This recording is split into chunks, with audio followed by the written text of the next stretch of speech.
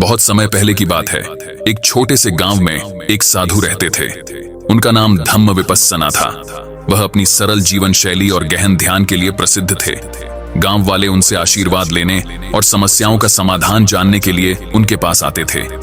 धम्म विपस्सना ने हमेशा शांतिपूर्वक उनकी समस्याओं को सुना और उन्हें अपने भीतर की शक्ति को पहचानने की सलाह दी। एक दिन गांव के एक युवा व्यक्ति नाम संजय धम्म विपस्सना के पास आया। वह बहुत परेशान था और कहने लगा, गुरुजी, मैं अपने जीवन में बहुत अकेला महसूस करता हूँ। मेरे पास कोई मित्र नहीं है और जब भी मैं किसी से बात करने की कोशिश करता हूँ, मुझे लगता है कि वे मुझे नहीं समझते। मैं क्या करूँ? धम्म विपस्सना ने मुस्कुराते हुए कहा, संजय, क्या तुमने कभी सोचा है कि अकेलापन वास्तव में क्या है? संजय ने सिर हिलाया और कहा, नहीं गुरुजी, मुझे तो बस यही लगता है कि अकेलेपन में दुख है और कुछ नहीं। साधु ने उसे अपने साथ जंगल में चलने का निमंत्रण दिया। वे दोनों जंगल के अंदर गहरे चले गए। वहां एक सुंदर झरना था जो शांति और स्थिरता का प्रतीक था। साधु ने कहा, इस झरने को देखो, यह कितना शांत और स्थिर है। यह न किसी का साथ मांगता है और न ही किसी से कुछ लेता है। यह अपनी धारा में बहता रहता है। यह झरना हमें सिखाता है कि सच्ची शांति और संतोष हमारे भीतर है। संजय ने धीरे से कहा, गुरुजी, लेकिन जब मैं अकेला होता हूं तो मेरे मन में अनेकों विचार आते हैं और वे मुझे परेशान करते हैं। धम्म विपस्सना ने उसे एक पेड़ के नीचे बैठने के लिए कहा और बोले, अकेलापन वह अवस्था है जब हम स्वयं के साथ होते हैं। इस समय का उपयोग हम अपने मन के भीतर जाने और अपने असली स्वरूप को समझने के लिए कर सकते हैं, लेकिन हम अक्सर इसे एक शत्रु मान लेते हैं क्योंकि हम अपने विचारों से डरते हैं। यदि हम अपने विचारों को ध्यानपूर्वक देखें और उन्हें समझें तो हम जान पाएंगे कि ये विचार केवल गुजरते बादल हैं। साधु ने ध्यान के लिए संजय को सिखाया। उन्होंने उसे सिखाया कि कैसे अपने विचारों को बिना किसी जुड़ाव के देखना है और अपने मन को स्थिर करना है। संजय ने उस दिन से ध्यान का अभ्यास करना शुरू किया और धीरे धीरे उसने अकेलेपन को एक नए दृष्टिकोण से देखना शुरू किया। वह समझ गया कि अकेलापन न तो शत्रु है और न ही दुख का कारण, बल्कि यह एक अवसर है अपनी आंतरिक शक्तियों को पहचानने और अपने असली स्वरूप को जानने का। कुछ महीनों बाद संजय पूरी तरह से बदल चुका था। अब वह अकेलेपन में भी खुश रहने लगा।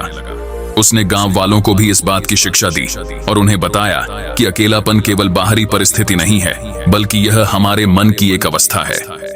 यदि हम इसे समझ लें और इसे आत्मसात कर लें तो हम अपनी सबसे बड़ी शक्तियों का अनुभव कर सकते हैं। साधु धम्म विपस्सना ने संजय की इस प्रगति को देखकर प्रसन्नता व्यक्त की और कहा, सच्ची शक्ति अपने भीतर ही है।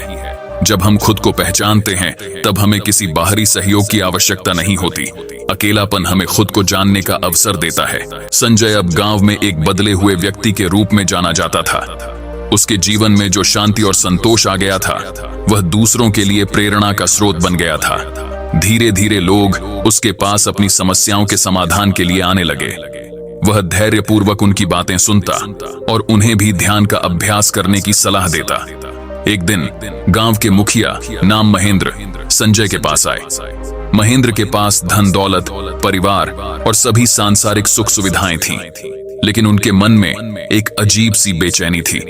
उन्होंने संजय से कहा, संजय, मेरे पास सब कुछ है, लेकिन फिर भी मैं भीतर से खुश नहीं हूं। मुझे ऐसा लगता है कि कुछ कमी है जो मुझे परेशान कर रही है। संजय ने मुस्कुराते हुए कहा, महेंद्र जी, जब हम बाहरी चीजों में खुशी तलाशते हैं तो हमें हमेशा एक अधूरापन महसूस होता है। असली खुशी और संतोष हमारे भीतर है।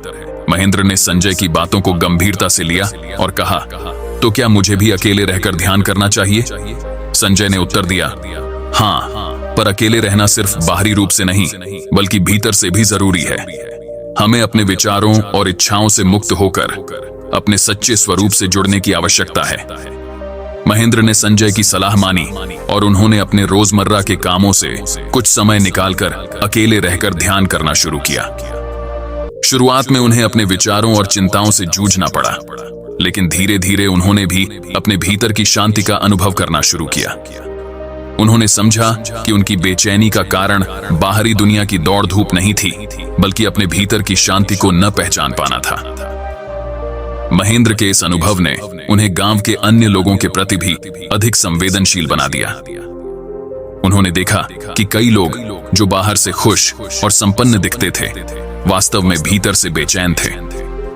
उन्होंने संजय से इस बारे में चर्चा की और दोनों ने मिलकर गांव में एक ध्यान केंद्र स्थापित करने का निर्णय लिया, जहां लोग आकर ध्यान और आत्मचिंतन कर सकें। यह ध्यान केंद्र धीरे धीरे गांव का एक महत्वपूर्ण हिस्सा बन गया। यहां आने वाले लोग अपने भीतर की शांति को खोजने लगे। इस केंद्र ने गांव के लोगों के जीवन में एक सकारात्मक परिवर्तन ला दिया। वे अब अपने रोजमर्रा के कामों में भी अधिक संतुलित और शांत महसूस करने लगे थे। ध्यान केंद्र की स्थापना के कुछ समय बाद गांव में एक नया व्यक्ति आया। उसका नाम राघव था और वह एक युवा व्यापारी था जो अपने व्यापार में असफलता से निराश होकर यहां आया था। राघव ने सुना था कि इस गांव में एक ध्यान केंद्र है जहां लोग अपने भीतर की शक्ति को पहचानते हैं। उसने संजय और महेंद्र से मिलकर अपनी समस्या बताई। उसने कहा, मैंने अपने व्यापार में बहुत मेहनत की, लेकिन मुझे सफलता नहीं मिली। अब मैं हताश हूं और नहीं जानता कि आगे क्या करना है। संजय ने राघव को ध्यान केंद्र में कुछ समय बिताने और ध्यान करने की सलाह दी। राघव ने संजय की बात मानी और ध्यान केंद्र में रहकर ध्यान का अभ्यास करने लगा।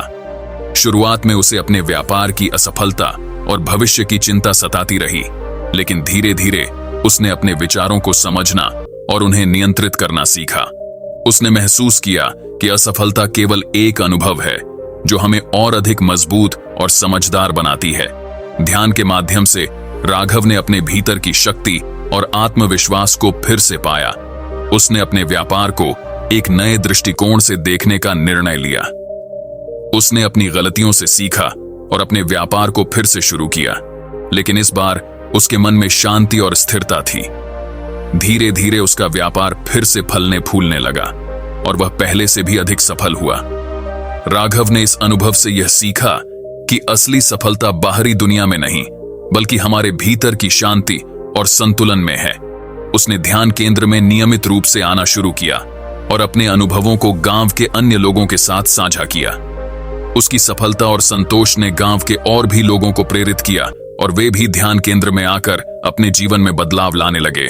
गांव में अब एक नई ऊर्जा और उत्साह था। लोग न केवल बाहरी रूप से बल्कि भीतर से भी संतुलित और शांत महसूस करने लगे थे। धम्म विपस्सना का संदेश जो संजय और महेंद्र के माध्यम से पूरे गांव में फैल गया था, वह अब सबके जीवन का हिस्सा बन गया था। अकेलेपन की ताकत ने उन्हें न केवल अपने जीवन में शांति और संतोष लाने में मदद की, बल्कि उनके संबंधों, उनके कामों और उनके समाज में भी एक सकारात्मक बदलाव लाया। अगर आप भी जीवन की दौड़ में थक गए हैं और अपने भीतर की शांति को महसूस करना चाहते हैं, तो थोड़ा समय अकेले बिताइए, खुद के साथ बैठिए, अपने मन की आवाज सुनिए। याद रखिए, असली शक्ति बाहर नहीं बल्कि आपके भीतर है। जब आप खुद को पहचानेंगे तो न सिर्फ जीवन में संतुलन पाएंगे, बल्कि असली सफलता और संतोष भी प्राप्त करेंगे। इसलिए अकेलेपन को अपना मित्र बनाइए और जीवन के हर पल का आनंद लीजिए। अगर आपको ये कहानी प्रेरणादायक लगी हो तो इसे लाइक और शेयर करना न भूलें और ऐसे ही और कहानियों के लिए चैनल को सब्सक्राइब जरूर करें। धन्यवाद।